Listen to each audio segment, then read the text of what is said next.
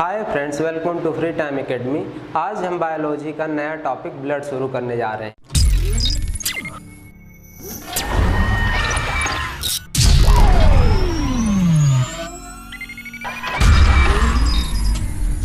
Blood circulatory system का एक हिस्सा है, इन संचरण तंत्र का क्या है, हिस्सा है।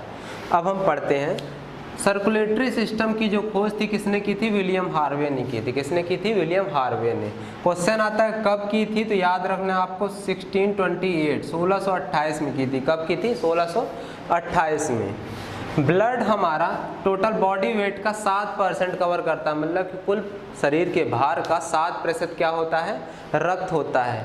ठीक है, हमारा रक्त एक क्या है? संयोजी ऊतक है, कनेक्टिव टिश्यू है, ना कि एक सेल है। क्या है? कनेक्टिव टिश्यू, जो ट्रांसफर करता है क्या? फ्लूइड को किस फॉर्म में? किसी जैसे फूड पार्टिकल उसको भी ट्रांसपोर्ट क्या कौन करता है? ब्लड करता है। ठीक है, यह हमारे बॉडी के टेम्परेचर को मेंटेन करने में हेल्प करता है। ठीक, इसे हमने दो मेन पार्ट में डिवाइड किया है। कितने पार्ट में डिवाइड किया? दो। ठीक है, पहला है हमारा प्लाज्मा। पहला क्या है? प्लाज्मा।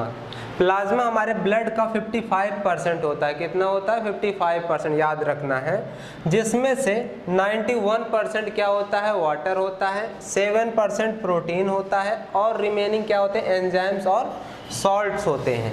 याद रखना है, यदि आपको बॉडी में क्या है? प्लाज्मा की कमी हो रही है, इसका मतलब क्या है? आपको जॉइंटिस हो सकता है।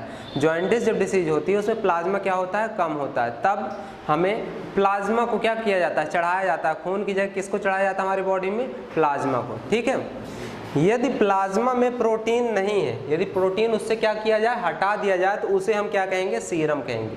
ठीक, तो नेक्स्ट क्वेश्चन आता है कि आखिर प्लाज्मा का मेन सोर्स क्या है? तो याद रखना शुगर केन, गन्ना। क्या है? गन्ना इसका प्रमुख सोर्स है। ठीक है, प्लाज्मा में अपने को ये पढ़ना है। और एक पॉइंट है, याद रखना है आपको कि प्लाज्मा समुद्र के पानी का, सी वाटर का 1/3 हिस्सा, 1/3 पार्ट क्या होता है? नमकीन होता है। यानी जितना समुद्र का पानी नमकीन है, उससे 1/3 हिस्सा कौन नमकीन रहेगा? प्लाज्मा। ठीक है, अब हमारे ब्लड का दूसरा हिस्सा क्या है? रक्त कणिकाएं, ब्लड कॉर्पसल, जो कितना कवर करता है? 45% पार्ट ब्लड का क्या करता है? कवर करता है। रक्त कणिकाओं को हमने 3 भागों में बांटा है। कितने भागों में बांटा है? 3 भागों में बांटा है। याद क्या रखना हमको? रक्त कणिकाएं हमारी कहाँ बनती हैं? हमारे बॉडी की बोन मैरो में बनती है। बोन मैरो क्या होती है? जो हमारी बड़ी हड्डियां होती हैं उनके अंदर जो होता है क्या होता है? बोन मैरो होता है। उसमें क्या बनती है? रक्त कणिकाएं बनती हैं। ठीक, अब पहला क्या है? आरबीसी, लाल रक्त कणिकाएं। लाल रक्त कणिकाएं, लाल रक्त कणिकाएं जो होती हैं, इनका साइंटिफिक नेम क्या है? याद रखना है आपको। क्या? एरिथ्रोसाइट। क्या है? एरिथ्रोसाइट।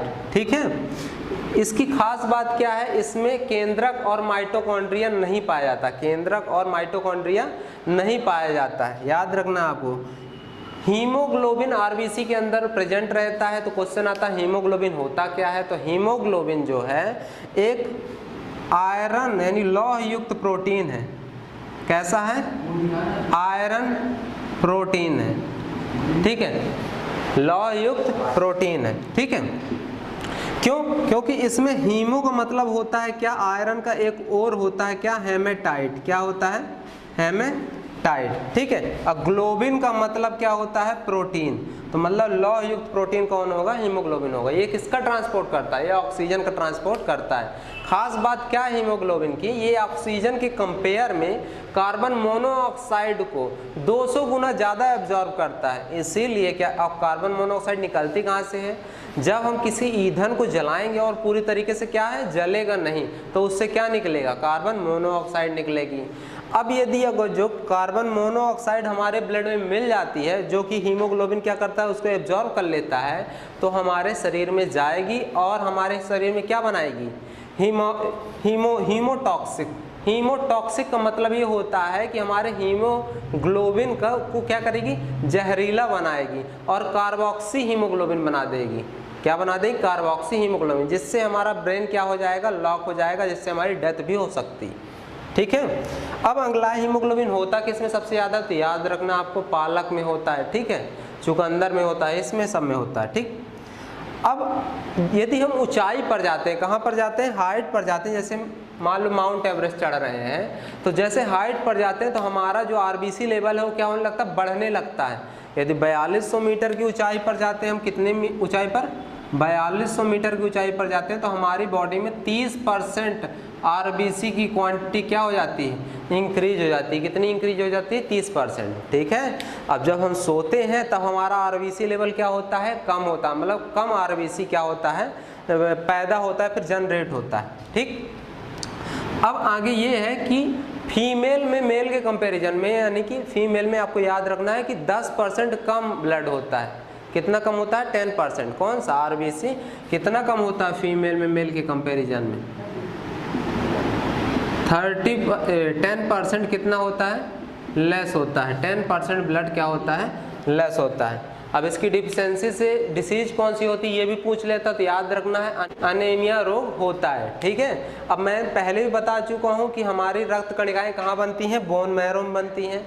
तो क्वेश्चन आता है कि ये मृत आरबीसी कोशिकाएं नष्ट कहाँ होंगी, तो याद रखना आपको कहाँ पर नष्ट होंगी, यकृत में होंगी।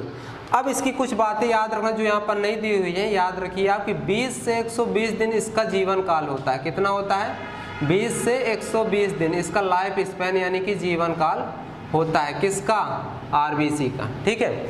अब नेक्स्ट है अपना क्या, डब्ल्यूबीसी। श्वेत रक्त कणिकाएं जो होती हैं हमारे बॉडी में, वो हमें किससे बचाती हैं, रोगों से बचाती हैं। किससे बचाती हैं, रोगों से बचाती हैं। इसका साइंटिफिक नेम याद रखना है, ल्यूकोसाइट। इसके अंदर माइटोकॉन्ड्रिया और न्यूक्लियस दोनों प्रेजेंट रहता है, न्यूक्लियस और माइटोकॉन्ड्रिया दोनों प्रेजेंट रहता है। याद रखना किसके अंदर, डब्ल्यूबीसी के अंदर। मैं पहले बताया हूँ, एक बार फिर बता रहा हूँ कि ये हमें किससे बचाती हैं, रोगों से बचाती हैं। हमारी बॉडी में होता कितना है, 7000 से 11000 पर mm3, मतलब कि पर mm3 वॉल्यूम में, आयतन में 7000 से 11000 डब्ल्यूबीसी कोशिकाएं होती हैं। इसकी अधिकता से, किससे, अधिकता से, किसकी अधिकता से, डब्ल्यूबीसी की अधिकता से। याद रखना कौन सी बीमारी होती है, ल्यूकेमिया। इसकी अधिकता होने पर आरबीसी क्या हो जाता है, घट जाता है। इसकी अधिकता होने पर क्या हो जाता है, इंक्रीज होने पर क्या हो जाता है, हमें ल्यूकेमिया डिसीज हो जाता है और आरबीसी काउंट क्या होने लगेंगे, घटने लगेंगे। अब डब्ल्यूबीसी कोशिकाओं का जीवन काल आता है, तो याद रखना है आपको 10 to 13 डेज। कितना है, 10 to 13 डेज, 10 से 13 दिन इसका क्या है, जीवन काल है। डब्ल्यूबीसी को दो भागों में बांटा गया है, एक है ग्रेनुलोसाइट, दूसरा है एग्रेनुलोसाइट। ग्रेनुलोसाइट मतलब वो होता है कि ऐसी डब्ल्यूबीसी कोशिकाएं जिनके केंद्रक में दानेदार कुछ प्रोडक्ट प्लाज्मा जो है उपस्थित होता है। किस फॉर्म में रहता है, दानेदार फॉर्म में। ठीक है। जैसे ये है, इसके अंदर क्या है, ये केंद्रक, इसमें जो दानेदार फॉर्म में क्या है, प्लाज्मा उपस्थित रहता है। और दूसरी बात, इसकी खास बात क्या है कि इसमें एक से ज़्यादा पार्ट में केंद्रक डिवाइडेड होता है। न्यूक्लियस एक से ज़्यादा पार्ट में क्या रहता है, बटा हुआ होता है। इसे 3 पार्ट में बांटा गया है। पहला है बेसोफिल्स, फिर स्नोफिल्स, फिर न्यूट्रोफिल्स। तो स्नोफिल्स, बेसोफिल्स और न्यूट्रोफिल्स, तीनों का परसेंटेज आपको याद रखना है कि बेसोफिल्स का क्या होता है 1 से 4, फिर स्नोफिल्स का होता है 0 से 4, फिर उसके बाद न्यूट्रोफिल्स सबसे ज़्यादा होता है 50 से 70%। तो यदि क्वेश्चन आता है कि हमारी बॉडी में जीवाणुओं से कौन लड़ने में भी सहायता करता है, तो याद रखना कौन करता है, न्यूट्रोफिल्स करता है। ठीक। फिर इसी का सेकेंड पार्ट है कौन सा, एग्रेनुलोसाइट। एग्रेनुलोसाइट जो होता है, ऐसे कोशिकाएं होती हैं डब्ल्यूबीसी की जिसके अंदर क्या नहीं होता, दानेदार पार्ट में नहीं होता क्या, प्लाज्मा, वो लिक्विड के फॉर्म में होता है। और सबसे खास बात क्या है इसकी एग्रेनुलोसाइट की, कि इसमें जो है केंद्रक एक केंद्रक होता है, मतलब कि न्यूक्लियस एक पार्ट में होता है, सिंगल पार्ट में होता है और बड़ा होता है। ठीक है। इसे भी क्या किया गया है, 2 भागों में बांटा गया है। पहला है लिम्फोसाइट, दूसरा है मोनोसाइट। लिम्फोसाइट 25 से 33% होते हैं और मोनोसाइट 2 से 6% होते हैं। दोनों खास बात क्या है, लिम्फोसाइट को डब्ल्यूबीसी का क्या बोला जाता है, टीचर बोलते हैं। क्यों बोलते हैं, क्योंकि लिम्फोसाइट के अंदर ही वो क्वालिटी होती है जो एंटीबॉडी हमारी बॉडी में पैदा करती है। समझ में आया एंटीबॉडी क्या है, मैं समझाता हूँ। जैसे कोई आपको बीमारी होती है, अब बीमारियों से लड़ने के लिए हमारी बॉडी क्या करती है, एंटीबॉडी जनरेट करती है। तो कौन करेगा वो एंटीबॉडी जनरेट? WBC का कौन सा पार्ट? लिम्फोसाइट। ये क्या करेगा? एंटीबॉडी। ये एंटीबॉडी जाएंगी उस बीमारी के जो बैक्टीरिया हैं या फिर जो कुछ भी है उनको क्या करेंगी, नष्ट करेंगी और हमारी बॉडी को बचा कर रखेंगी। जब हम बचपन में हमारे टीके लगते हैं वो क्या होते हैं ये आपको पता होना चाहिए। उसमें क्या होता है कि एक बाहरी बैक्टीरिया हमारी बॉडी में इंसर्ट किया जाता है, जिससे बचने के लिए क्या होता है, हमारी बॉडी एंटीबॉडी जनरेट करती है। जब एंटीबॉडी जनरेट करेगी तो वो बीमारी से लड़ेंगे वो एंटीबॉडी, और एंटीबॉडी पूरी लाइफ टाइम हमारी बॉडी में हमेशा रहे आते हैं, इसलिए हम उस बीमारी से बचे रहते हैं। ठीक है, इसी का दूसरा पार्ट क्या है? मोनोसाइट। मोनोसाइट्स का भी काम यही है कि जो प्रोटेक्ट करना किससे, बीमारियों से। ठीक है, अब इसका तीसरा पार्ट क्या है? प्लेटलेट। प्लेटलेट होता क्या है? तो याद रखना, इसका पहले साइंटिफिक नेम याद रखो क्या है? थ्रोम्बोसाइट। साइंटिफिक नेम क्या है? थ्रोम्बोसाइट। जब डेंगू मच्छर हमको काटता है तो हमारी बॉडी में किसकी क्वांटिटी बड़ी तेज डिक्रीज होती है? तो याद रखना किसकी क्वांटिटी डिक्रीज होती है?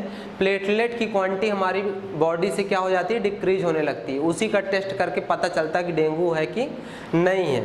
ये सहायता किसमें प्रदान करता है? तो याद रखना, हमारे बॉडी में रक्त का थक्का जमाने में सबसे ज़्यादा हेल्प कौन करता है? प्लेटलेट। किसके साथ मिलकर? विटामिन के साथ मिलकर हमारी बॉडी में रक्त का थक्का जमाने में क्या करता है? सहायता प्रदान करता है। किसके साथ जमाने की कोशिश करेगा? विटामिन के साथ, और फाइब्रोनोजिन प्रोटीन के साथ मिलकर के प्लेटलेट क्या बनाएगा? एक थ्रोम्बिन बनाएगा, जो कि क्या करेगा? रक्त का थक्का जमाएगा हमारी बॉडी में। अब प्लेटलेट की अचानक से यदि कमी होती है, कब होती है? याद रखना, जब डेंगू बुखार आती है, डेंगू मच्छर हमको क्या करता है? काटता है, तब हमारी बॉडी में प्लेटलेट क्या होती है? बड़ी तेजी से क्या होती है? घटती हैं। ठीक है, तो ये आपको याद रखना है। और इसका जीवन काल याद रखना है। जीवन काल क्या है इसका? तो ये रहता है करीब 3 से 10 दिन के बीच में वैरी करता है। कितने दिन में? 3 से 10। मैंने क्यों बताया है? क्योंकि ICSE में 3 से 4 दिया हुआ है, NCERT में 5 से 7, तो इसलिए वैरी करता है 3 से 10 दिन के बीच में। अब क्या करते हैं, इसको अपन कंपेयर करते हैं। तीनों का क्या क्या लाइफ टाइम अपने को पता चल गया। 20 से 120 दिन, 10 से 13 दिन, 3 से 10 दिन। जब हमारी बॉडी में एक WBC कोशिका जनरेट होगी, क्या? एक WBC कोशिका जनरेट होगी, तब उसी टाइम पर हमारी बॉडी में 44 प्लेटलेट प्रोड्यूस होंगी, और उसी टाइम पर हमारी बॉडी में 600 RBC सेल प्रोड्यूस होंगी। यानी इनका रेशियो क्या है? 600:1:44। ठीक है, यहाँ पर हमारा बायोलॉजी का ब्लड टॉपिक ख़त्म होता है। यदि आपको ये वीडियो अच्छा लगा हो तो इसे लाइक करें, सब्सक्राइब करें और ज़्यादा से ज़्यादा शेयर करें।